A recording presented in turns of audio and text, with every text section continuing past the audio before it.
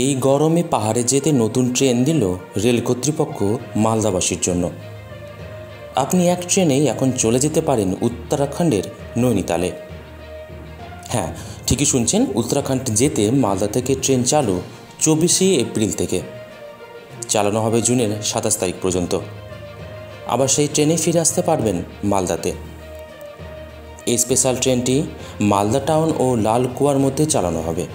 সপ্তাহে একদিন বুধবার এই ট্রেনটি মালদা থেকে ছাড়বে বিকেল 5:15-তে, লালকুয়ায় পৌঁছাবে পরের দিন সন্ধ্যা 7:05। লালকুয়া থেকে ট্রেনটি ছাড়বে প্রত্যেক বৃহস্পতিবার রাত 11:40 ও মালদায় পৌঁছাবে পরের দিন শুক্রবার দুপুর 12:30। এই স্পেশাল ট্রেনের নাম্বার হলো 03415 03416।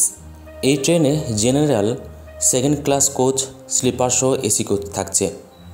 যাত্রাপথে স্পেশাল ট্রেন ইস্টার্ন রেলওয়ের বারহারোয়া, সাহেবগঞ্জ, ভাগলপুর, সুলতানগঞ্জ, জামালপুর এবং অভয়পুরে স্টপেজ দেবে।